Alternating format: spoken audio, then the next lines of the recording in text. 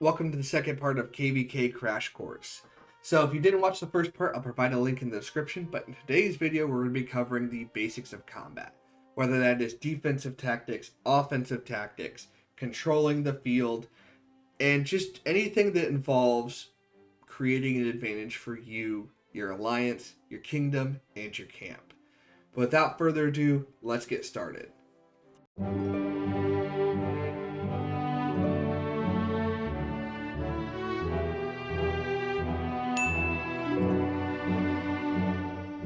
So first, let's go over ruins and altars. So ruins and altars are a honor points thing. However, they're also a huge thing for KvK. It's a way to generate combat.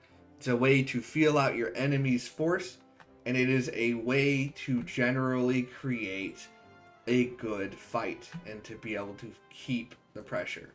So we're going to be looking at a ruins here, and let's assume for this purpose it is contested. So this means the enemy's in the area as well. There are a couple things you want to know for the overall ruins. First, you cannot capture it till all enemies have been removed from it. This can also be people from your camp who are not in your coalition, so be careful. But overall, until this area, the dotted line here, is completely clear of enemies, it is contested. Once the enemies have left the area and you no longer have any enemies in the area, it will capture for your coalition. Sometimes you will notice in the combat that somebody will sneak in to the overall area, and you'll have to be careful of that because they may hide, like this person is here, and try to keep the contesting up. So you got to keep an eye out and make sure that you are paying attention and pointing out enemies. Typically, once you attack an enemy, they'll show up in red, and your allies will be able to notice it and follow up. But if you see somebody, you have to hit them so that they know you're there. Once you have captured it, you have to be completely driven from the area, and the other team has to completely occupy that area for it to capture. This is extremely hard to do, and that's why most of the time, once you've captured it, the enemies back off. And you may have some isolated fighting, but overall the ruins will be yours. And these ruins will give you a individual honor and a coalition honor. If you can secure your ruins for free, every march should be there. Your farms, anybody who's in that alliance, if you have 160 alliance slots, I had better see 160 marches standing in here that are blue. If you are a contested ruins, you want as many as you can. But if you can't get a farm in there, it's understandable. But the more you get, the better it is for your coalition, the better it is for yourself, and the better it is for your kingdom as well as a morale thing. Because while coalition honor doesn't really do anything, it is something that hugely impacts people's perception and people's morale when it comes to a combat. So don't underestimate its effectiveness. Some tactics to remember if you are fighting is pretty straightforward. If you are established and they are attacking, you want to fight between wherever they are and wherever you are. So if this is where they are, you want to position yourself here. So they have to fight past you while you still occupy the space. Because you want to make sure that you occupy the space. As it says, if you don't occupy the space and the enemy does and you don't have any allies there, they get it. So you want to make sure that they have to fight through you to contest it. And you can maybe even position just on the outside, but you want to make sure that you have a commanding force in the ruins area. If you are fighting and your troops are getting low on strength, you'll want to pull your troops through the enemy force. And what this does is it hopefully draws the enemy through. If you are down to 20,000 units, you will not save that much in the march back, the 6-minute march back to your city, than you will from just sacrificing the march and getting your march back in 2 or 3 minutes, because the routed marches move faster and you only get a slightly increased hospital bill. On top of that, drawing your troops that way will hopefully draw enemies away from the ruins area and help you secure it. This is a common tactic for pretty much most kingdoms. So this is also something you need to be aware of when the enemy is fighting. They may move into the ruins area to try to draw your troops towards the actual ruins and try to draw forces away from your congealed fighting force. So make sure that you keep your team disciplined when you do this. But overall, that's the main strategy that's going to be employed by both sides, and it is fairly common. And just make sure that if you can keep your team disciplined and try to draw the other team out, and you've got the advantageous positioning, that is the best possible for you. If you are trying to create the advantageous positioning, there are a couple things you can do. The first thing is, if the enemy is lodged here, you want to try to flank. So you want to try to pressure them from here or from here. With the idea being that you're trying to envelop the enemy, and you do need advantageous numbers for this. You can't do this with fewer numbers, it doesn't work. But you want to try to generate pressure by flanking the enemy, because then they have to try to split between two forces. And just like the discipline thing earlier with the pulling your marches through the enemy force, if you generate over to one end, that'll hopefully generate people from the spot here over to the defensive spot. And that is the overall goal there, is to try to draw enemies away from the main force so that your main force can win. And then you can split up and defeat the flanked enemies. Alternatively, you can also, as I said, try to hide troops to disrupt the capture. This is risky, it's expensive if you get caught, but it could buy a couple minutes and steal those points from the enemy, which is super useful if you're in a tight coalition honor race.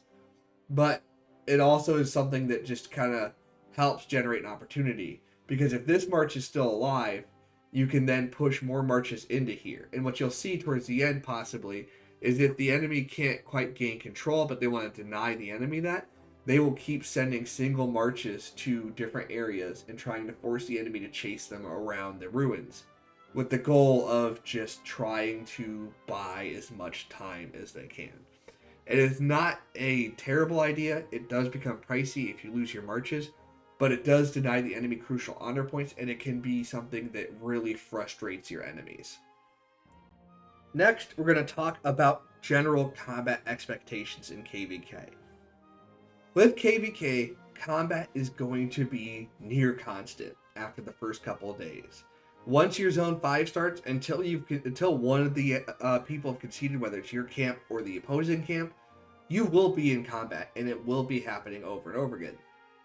So you may be coming into combat at 12 UTC one day, and 2 days later at 8 UTC you wake up and you're still fighting.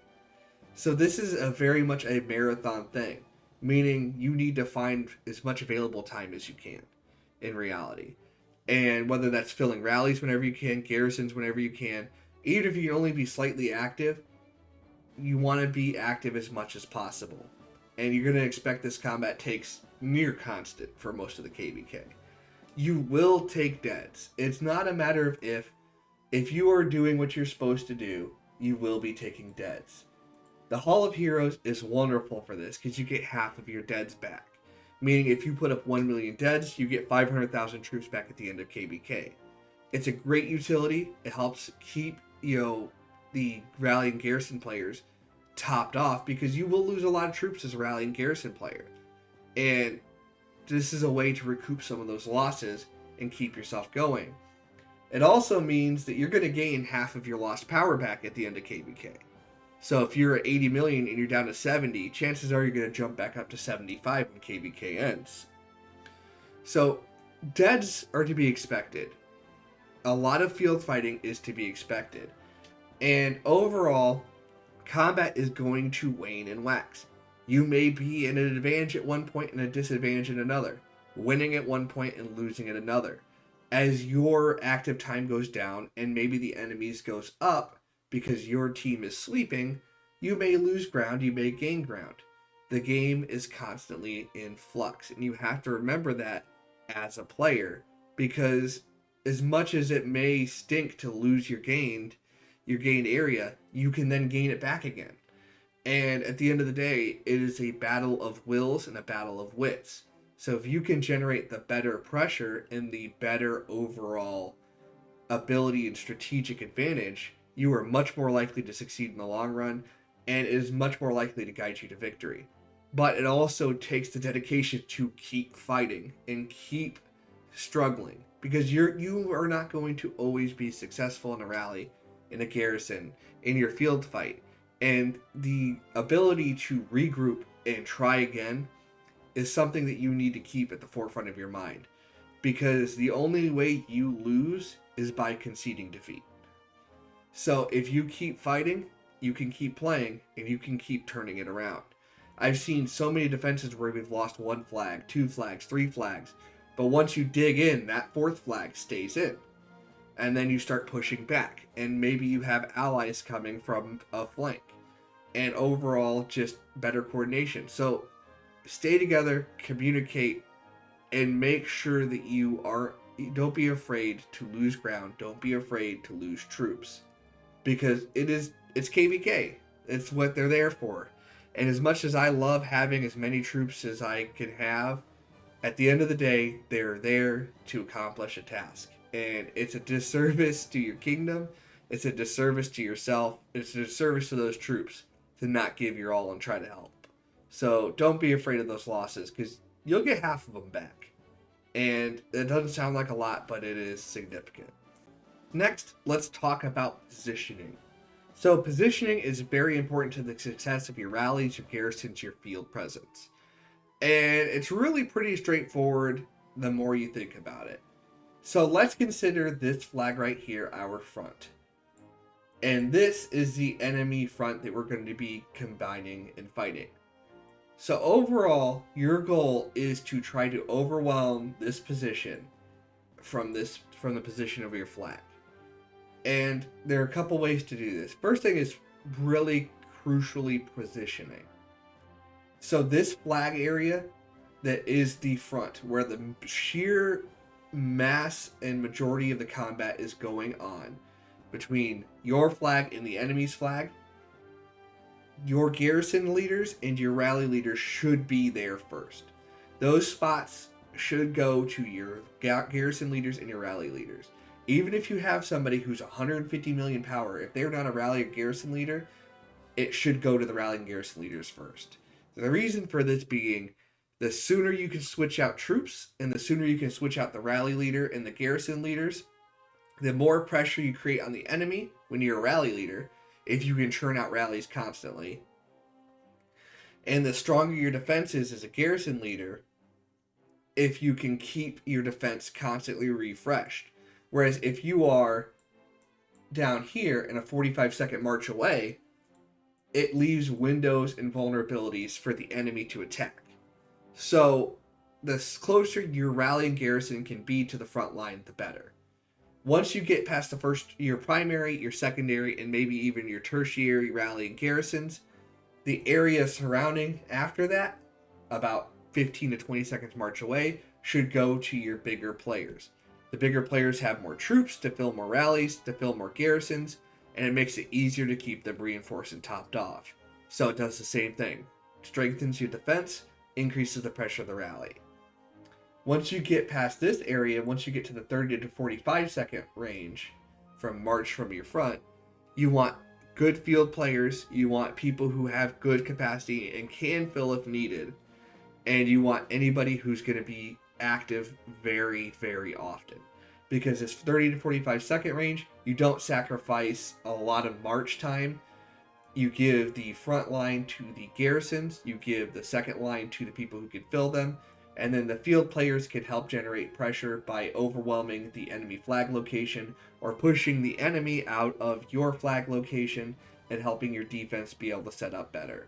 So you want your active combat players right behind the heaviest hitters that you can get. And then outside of there, once you get to the minute to minute and a half range, you want to have basically everyone else. If you've got a player who's a little more active, the minute and a half isn't going to kill them to march to the front. Whereas if you lose a minute to a minute and a half from your front line of your garrison or rally, it could be catastrophic for your defense. So those players can still teleport minute and a half away, but make sure you're keeping a good amount of space for the super active field fighters and your heavy hitters and your rallying garrison leaders. Because the closer you can get to the front with those players, the more they're going to be able to project their abilities onto the enemy. And the more that power, that ability to defend, that ability to rally with an effective rally pairing is going to help work in your favor. Next, let's go over some basic offensive tactics. So let's say in this case that the red territory to the south of me is the enemy. The blue is my ally. And let's say that red is pressuring blue and trying to knock them out of the fight. You could ideally flag all the way down to this red connecting flag. And that works. But instead, what you can do is look for a cut point. What I mean when I say a cut point is a point in which all territory past it is not connected by anything but that, and it is a single flag. So in this case, as you can see right here, this single flag is what connects the rest of this territory. And it is typically a very efficient building tactic to do this. However, it is vulnerable to what we would call a cut. So if this were our enemy, we could flag this way and cut right here. And this does two things. One, it forces the enemy to choose between fighting here or fighting at the cut point. So it splits their forces. On top of it, it generates a urgent need because they have to hold this or they have to generate another pathway to connect to keep their territory down here and keep the enemy pressure. So it really helps alleviate the pressure in both those ways. It is the most common tactic used by offensive fighting. Another tactic you can use is going for multiple flag burns at once. So if this area weren't blocked by a mountain, trying to burn both flags. And it does the same thing where it pressures a cut, but now it widens the opponent's need to flag by another 1 or 2 flags depending on where the position is. And overall, it is probably the most common way that you can generate pressure offensively when you're fighting the enemy, instead of just burning this flag, then burning this flag, then burning this flag, which takes time. And that plays into the defense when it does take time. So instead, if you can come up and cut at a singular point, it cuts potentially hours of flag burning out of the equation, and also saves you the territory of having to build all these flags to keep burning uphill. So if you can find a flank route, do so. This is also why the fort line strategy is very common in a lot of KvKs, where you put fort by fort by fort by fort, because forts defensively take much longer to burn, and therefore you can't just cut one fort and the enemy's gone. However, forts are more vulnerable, so if you do see a fort being built, try to burn your way across to it. And even if you're not trying to cut territory here, if you can get across to, let's say, a fort that's right in this cluster of trees, you then eliminate a fort, which saves you potentially 24 hours of burning a fort. And next, we'll go to defensive tactics. If you are on the defensive and you are trying to buy time, there are a couple of tactics you can use. The first one is choke points. So, for example, in this area, it's a little wide, but you could tell there is a lot of terrain. So if I go to build a flag here, there's not as much terrain to build. So if you go to build, let's say, and go to the territory tab and try to build a flag, look at all the area that's taken up by territory. So I can create a defense here just by making them burn through the choke points. Because they not only can they only burn one flag at a time, they also have to then place their flag in pretty much the same position. This means you can interfere with it defensively by creating a field presence there, or the allies can even create their own issue by having field marches standing there because they were burning the flag. So overall, it creates a lot of issues and can buy you time. And each flag that they have to burn in a sequence buys you between an hour and 15 minutes, depending on the quality of the flag at the time that it begins burning, and depending on how often they can stay up on burning the flag. Alternatively, the other thing you can do is backflagging. So if this territory, for example, is built up with 2 flags, which you would have to in this case, you can then stagger a flag. So if you see the territory here, where the flag covers this territory, if you back up the flag enough here, they have to burn through the first flag before they burn the second flag, because the second flag doesn't have territory up at the front. So then, since it jumps back, and then you can jump it back again, and you essentially create a line of flags that they have to burn one by one. And what is essentially one flag's territory, when you look at it, can essentially cover 2 more tiles of burn. So 1 square of tile will essentially create 3 hours of burn time. So if your kingdom's going to sleep, this is often a great tactic to buy time, and you could sleep for 6 hours, come back up, or 8, even 9 hours, and the enemy may only be here, because they just can't burn through all those flags without going one after the other. And this only works if you have a singular territory or choke point. So if there's another flag here, if you stagger them and then stagger them, they have to continually, they can only hit the one that's got territory adjoining theirs. So because the first one adjoins the territory in a different spot, it creates more of an issue, and they have to keep burning through that one before they burn to the next one. And it can buy you hours upon hours of time. The last thing you could do defensively is putting up a fort. Because the fort takes so long to burn, it essentially creates 24 hours. So if they are pushing on you, and you've got 4 hours of build time, and let's say you've done this flag and you've bought 6 hours. If you build a fort up here in this tree line, and let's say you have defense around either side, they cannot push past that fort, because then they have to get up to the fort and burn through it. So that essentially buys you another day to a day and a half, depending on how well you're able to defend and how quickly they're able to burn it, and buy you more time for an ally to get to the front, or for you to generate an offensive during your uptime. So it creates essentially a floor of your defense, because they can't push past that fort till it burns down. So it gives you time to build back from that. And if you're able to push back south on your offensive side of things, then you can just extinguish your fort and let it build back up. But overall, any of these tactics will buy you some time, and that's the biggest thing you can do on the defensive is buy time. Even if you can't hold the defensive point, just build these backup defenses to buy yourself some more time. Next, we're going to go over tips to help contribute even when you can't be online. It happens. You have commitments. You may be at work during combat. But there are some few ways that you can do little things to help increase your ability to contribute even when you can't be online for the whole combat. The first thing is, if you can slip on and join a rally or join a garrison when it's being rallied, it is a use of your troops while you also generate a ton of free marches for your active players to fight. So if I'm away, but my march is in a fort, then that march is then freed up for somebody who's actually there and can then generate a field presence.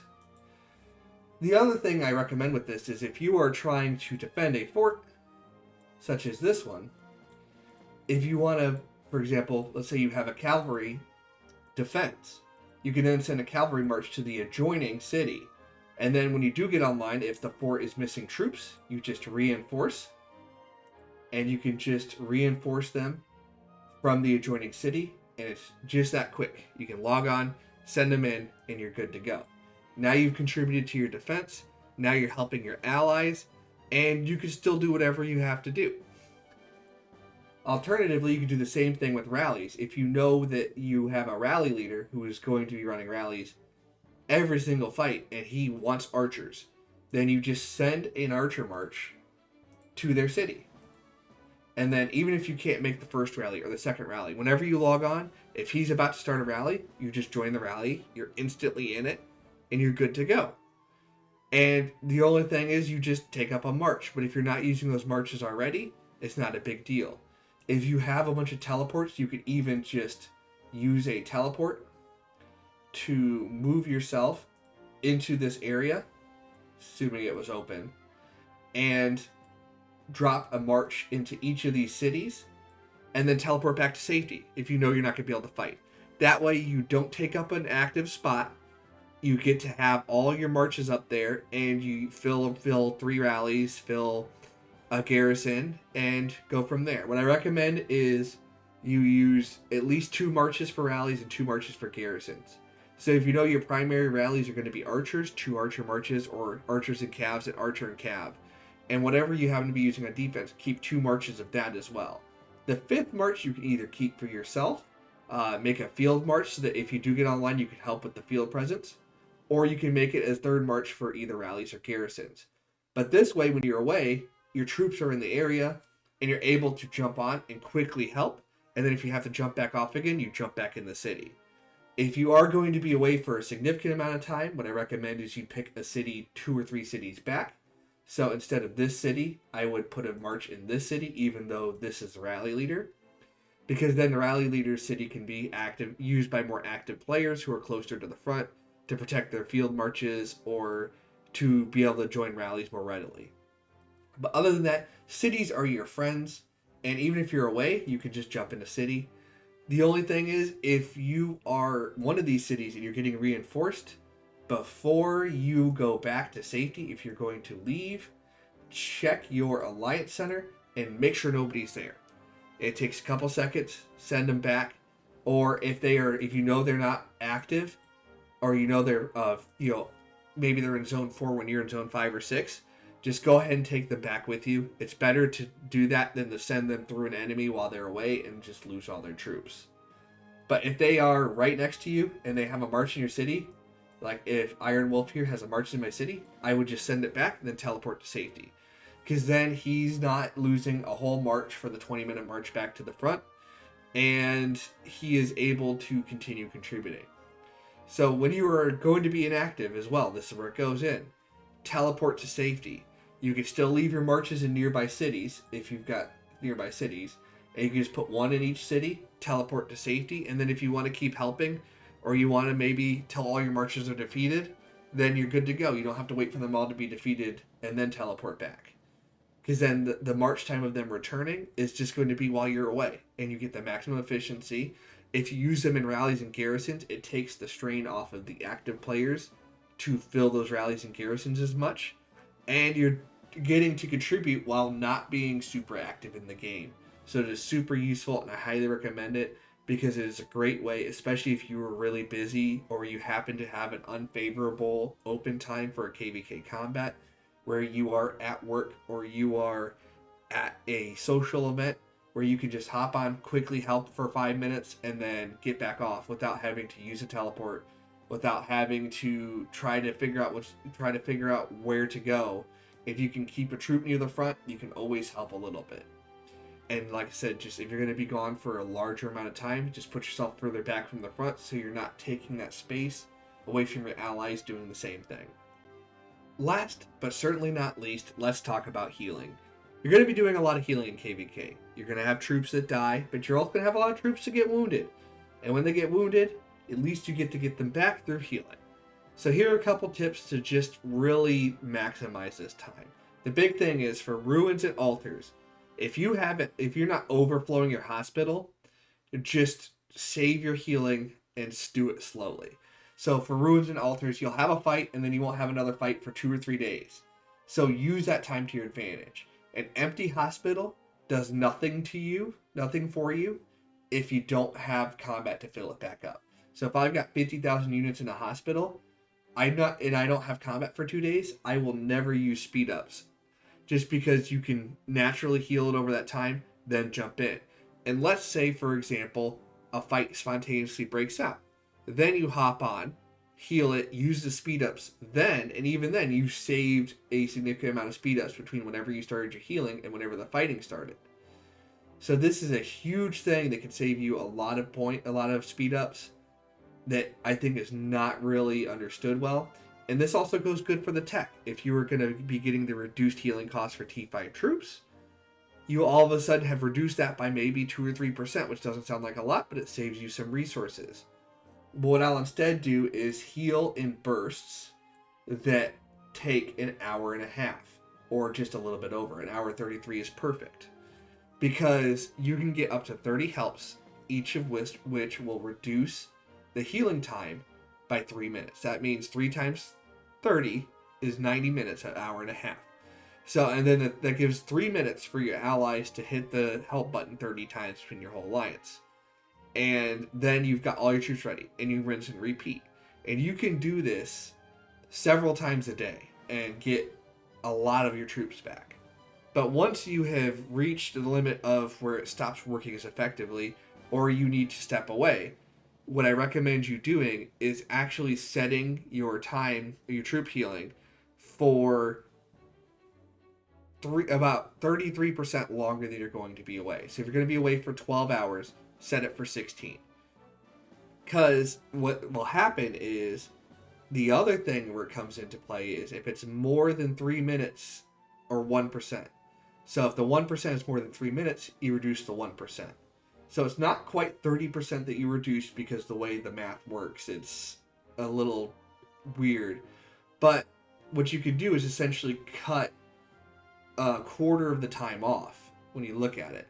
Because you're talking about 70% of what is actually taking. So 16 hours, it only takes 70% of that with max helps. So then 70% of 16 hours is 4.8 hours shorter, or around 11.2. So your 12 hours is then only 11.2. It's a little more than that's about 11 and a half. So what you see is then that 30 helps you get over that time, then reduce it to the amount of time you're away, and you get that additional 30% of reduction, and that's basically 30% more troops. And it doesn't sound like a lot, but it cuts a lot of time off. So that means for every 2 days of healing that you do this way, you actually get 3 days worth of troop heals back. So this is super useful, especially in between these big combats and at the end of zone fights. If you could just slowly heal your troops, it will save you literally days of speed ups, and really can help you later on, because those speed ups can then be used the next major combat when you do need to clear your hospital immediately. And it's something that is really understated and can be really used to your advantage, and can easily tilt the balance of a fight. But with that, we will conclude our second episode of KvK Crash Course. Of course, there's so much more that I can cover here, and I would love to cover more content if you want to have something specifically covered. So let me know down in the comments, because depending on how the reception to this and the first video are, I may end up taking all the questions and putting them into one big third episode of KvK Crash Course. And as always, I'll do my best to answer those in the comments as well immediately, so you get the answer you need in a timely manner. If you want to see another topic covered, let me know in the comments as well, because oftentimes those become future video topics. And as always, good luck, fight well, and I will see you in KvK.